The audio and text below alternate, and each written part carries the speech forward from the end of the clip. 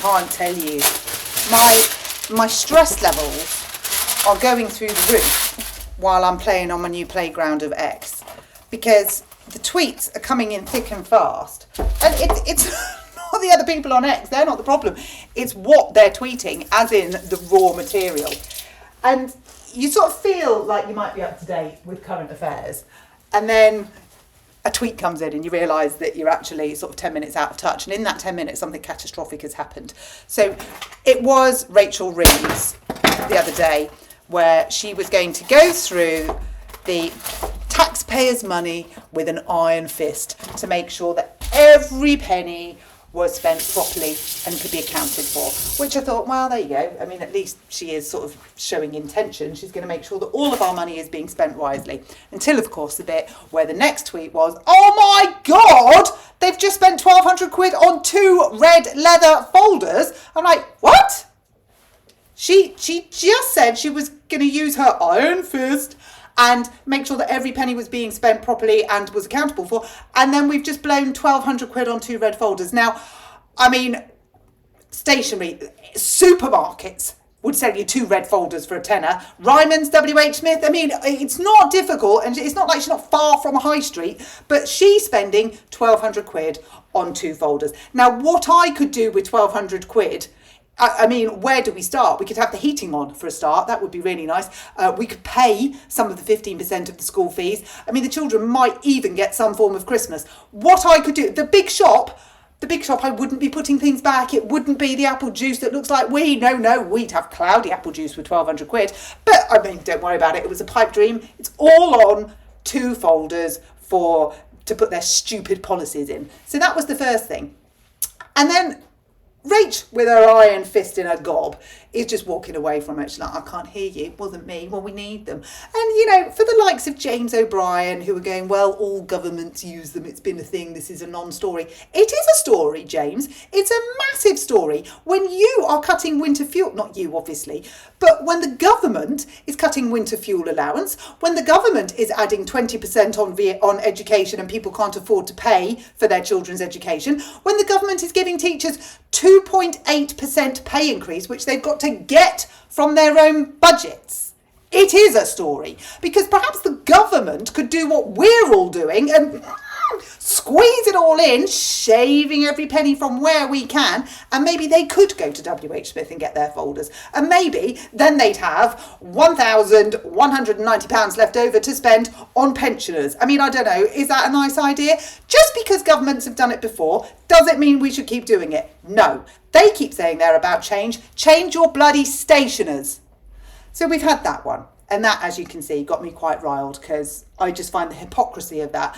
And generally the stab when I am literally cutting costs left, right and centre. I mean, the Christmas lights are on for a period of time. Just let that be known. They're not on all the time because it's expensive. So we have that one. And, you know, then I saw the AI generated Donald Trump, and that cheered me up, because that was really good and it was really funny and it was absolutely on point. And then the gifts just keep coming, because then we get told that Labour have just voted against monitoring the impact of VAT on school fees after 6 months. So they don't want the nation to know how correct the impact is. Well, I mean, of course Labour have done that, because that's what they do. They pull the pin, throw the grenade and walk away. And in this entire VAT policy, not one of them has come to the table, which, you know, they can't come to the table, because when they do, they can't fail but to go, yeah, this was a massive cock up, wasn't it? But what they've done, 6 months, and again, you know, as if we can't see through that. We're in, well, it's January when the bill comes in. So we've got some movers, about 8,500 to 10,000 kids are moving. But, you know, they've said, well, it doesn't matter if it's only 40,000. I mean, because 40,000, what's that? That's nothing. For all of you that are 40,000 moving, you are nothing. So they've gone January, February, March, April, May, June, July.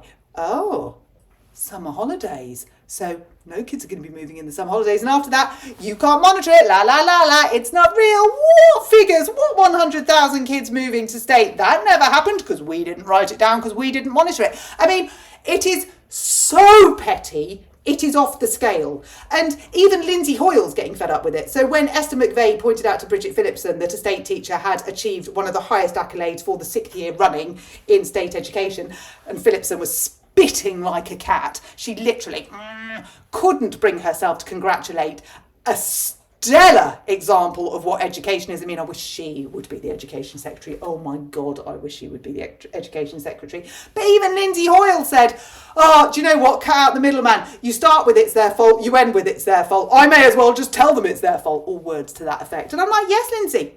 It's that ridiculous. It is that ridiculous. Labour don't answer questions. They stand up, they bluster. Keir Starmer goes, do, I am man.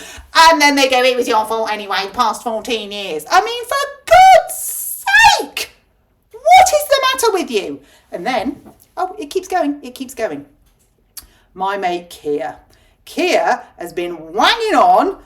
Too many people are grafting hard, doing everything right, but still can't buy their own home. No shit, Sherlock. Shall I tell you why they can't buy their own home? Not because there aren't enough of them, because they can't afford the mortgage. I mean, who can afford the mortgage? Mine went up 3.5 times. Yep, 3.5 times. I mean, for all of those that go, I've got children in private education, stop buying avocados and watching Netflix. You having a laugh? That went out with the ark. I'm barely able to put the television on, let alone watch Netflix. And I'm like, they can't buy their own homes, Keir, because they can't afford it, because they have no savings, because their income is being taxed beyond, or their employer is laying them off because they've got to pay national insurance through the roof, and the school fees. I mean, I can't. It's not good for my health. But Keir, you haven't done a hard day's graft in your life. I mean, you've dressed up in your pretty outfits and gone, I'm a barrister, I am a lawyer, I am man, I am right, I will deliver. You know, saviour complex, messiah complex, it's not really hard graft, is it? It's just playing a part. And you know, you don't even play it that well. But it's insulting. It's disrespectful. I doubt your parents would be very proud of such a massive disconnect with your audience.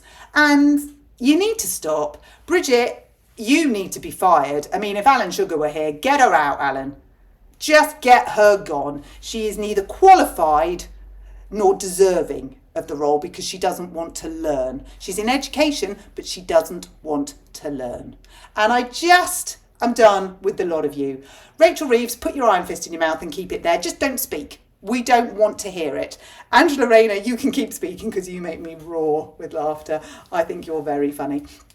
And the argument with you and Newts and New Building is just going to go on and on and on. So that's going to entertain for a while. But the rest of you can frankly do one. Over it. Completely done. You are pathetic.